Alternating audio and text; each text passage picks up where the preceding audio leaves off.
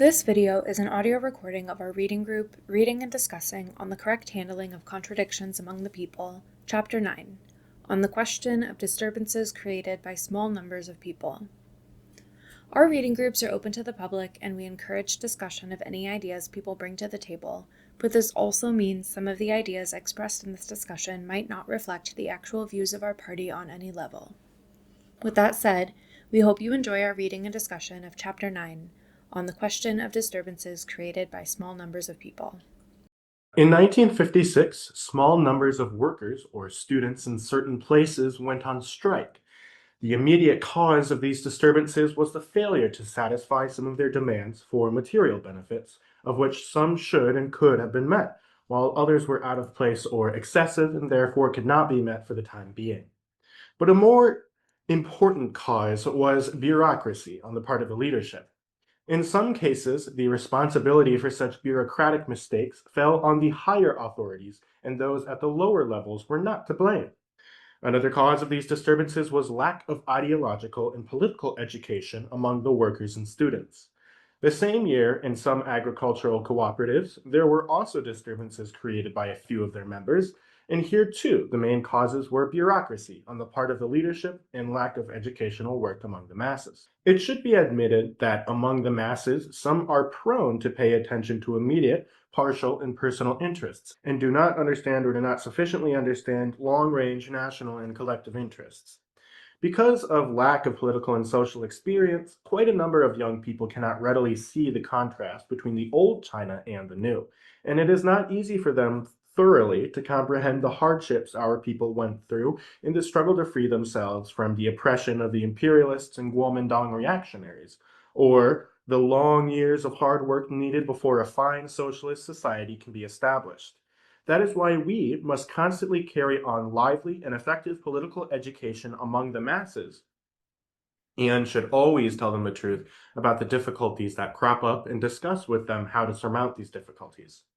We do not approve of disturbances because contradictions among the people can be resolved through the method of unity, criticism, and unity, while disturbances are bound to cause some losses and are not conducive to the advance of socialism. We believe that the masses of the people support socialism, conscientiously observe discipline, and are reasonable, and will certainly not take part in disturbances without cause. But this does not mean that the possibility of disturbances by the masses no longer exists in our country.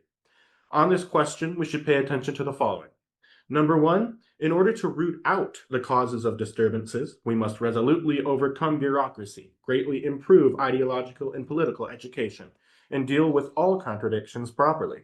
If this is done, generally speaking, there will be no disturbances. And number two, when disturbances do occur as a result of poor work on our part, then we should guide those involved onto the correct path. Use the disturbances as a special means for improving our work and educating the cadres and the masses, and find solutions to those problems which were previously left unsolved.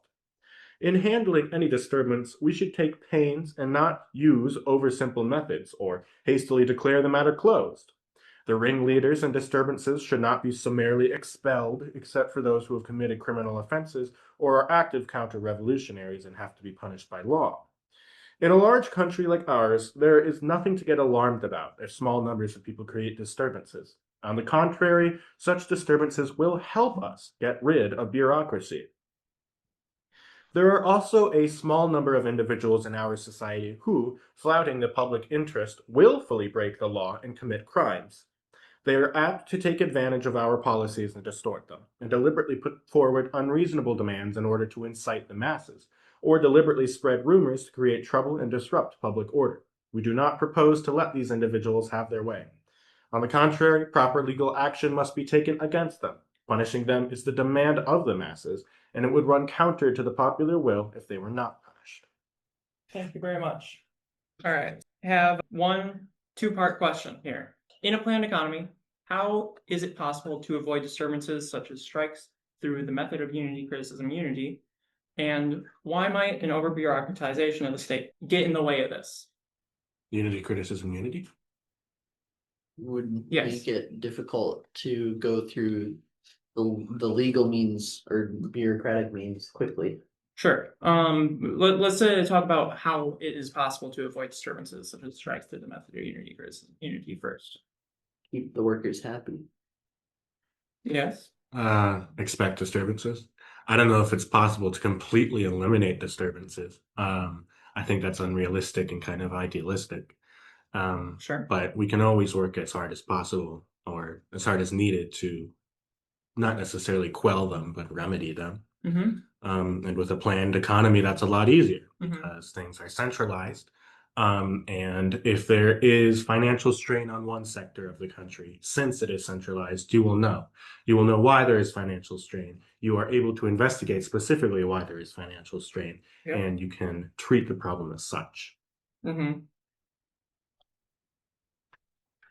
What struck me in the passage was how much Mao emphasized the need to communicate properly with the masses, to explain what was happening and why, to listen to the grievances and take them back to the party, but also to explain what is going on so that the masses understand that the party understands and the state understands that this is a problem, but here's what we're doing to fix it. And this is why it's not fixed right now, but this is how we're planning to have it fixed in the next 6 months, year, whatever the time frame is. I also liked how Mao tended to err on the side of assuming that disturbances would occur due to a failure to properly communicate on the side of the party and the bureaucracy.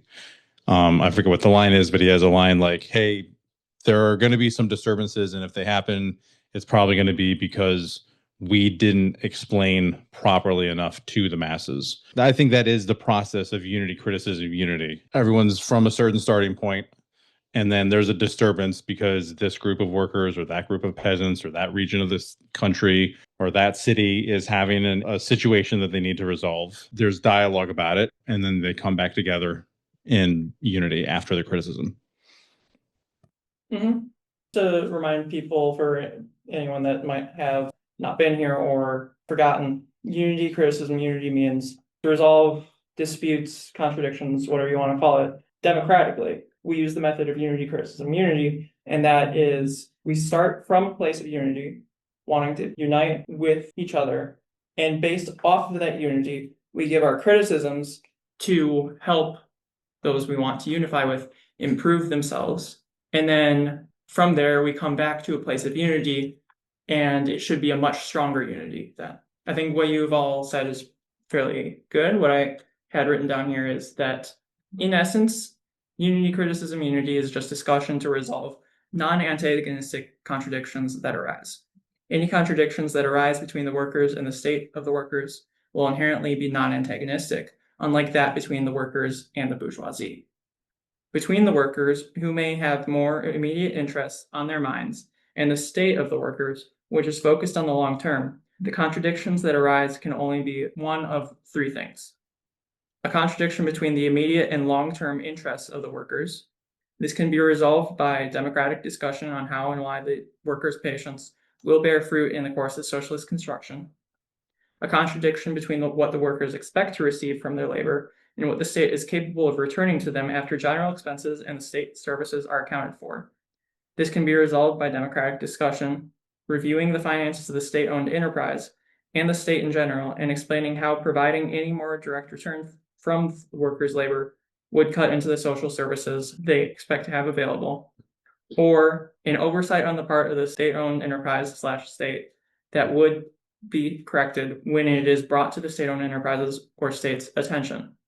In all of these cases, why might an over-bureaucratization of the state prevent the contradictions from being resolved in this manner?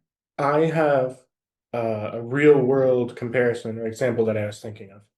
So in America, people are already relatively fed up with the convolution of our bureaucracy. But one of the specific things Americans target their frustration at is the sessions of Congress and the House we have. Mm-hmm. Unity, criticism, unity is a very simple and, as we've learned, effective method and formula for development, for productive discussion. And the system that America is built on, a two-party system, is inherently incapable of sustaining this formula or anything like it, and is therefore inherently incapable of developing as efficiently or productively as it could. We who err on the more liberal side, we see our Democrats go into sessions of House or Congress with the intention of unity, knowing that the Republican half is not seeking unity. We go into that knowing that will happen, and we take that, we accept that. We have no unity to begin with. Our criticisms have no place because they are not heard by who they should be heard by. And at the end of the day, we come out with even less unity.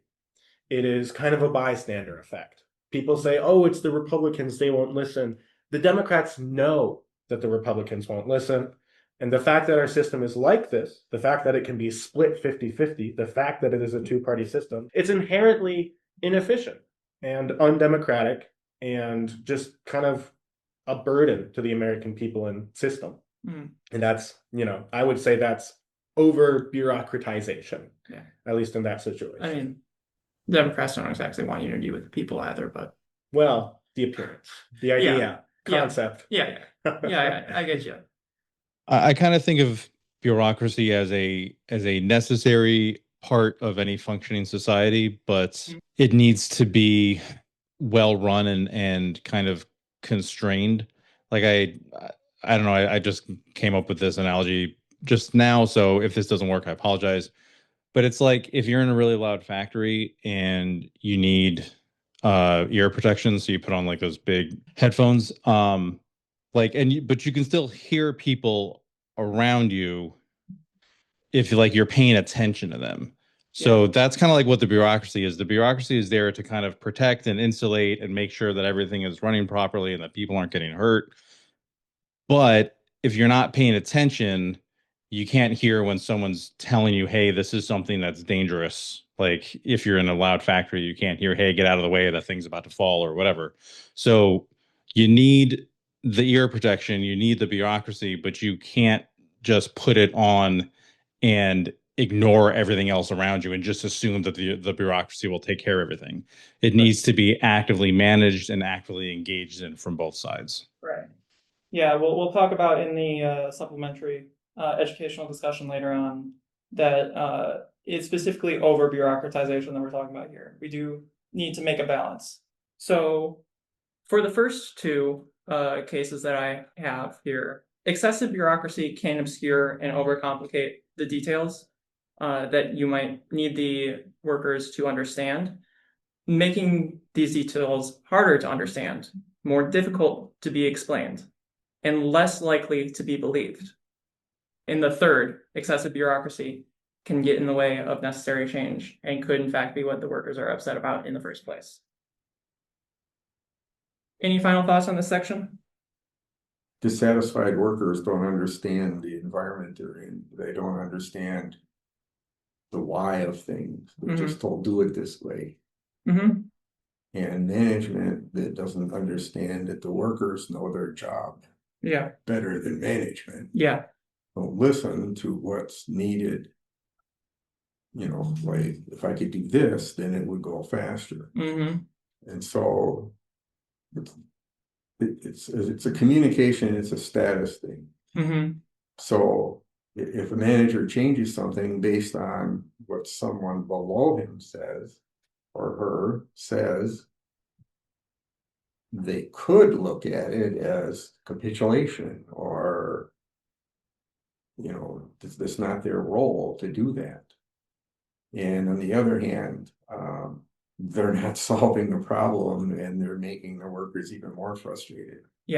So it makes sense. People have to understand what's going on, and their feedback, their ideas need to be listened to. For sure. Yes, absolutely. Any other final thoughts? All right. Well, thank you for the discussion. We will move on to the next chapter. Thank you for watching this recording of our reading group, and thank you to everyone that attended. We hope you got something out of this. Please note this video is one of 3 discussions from our last reading group. Video recordings are now available summarizing Chapter 9, Chapter 10, as well as a supplemental discussion to provide historical context for this book. Our next reading group will take place on Tuesday, November 25th, covering chapters 11 and 12, plus another supplemental discussion to cover Marxist economics and industrial development. If you enjoyed this video and would like to attend a reading group live, feel free to reach out to us via email at milwaukee@cpusa.org, DM us on any of our social media pages, or just come say hi at an event we're attending. Our reading groups are hybrid meetings with both in-person and virtual options, and we'd love to see more of the community attend in whatever form they can. Solidarity, everyone, and see you next time with Chapter 10, Can Bad Things Be Turned into Good Things?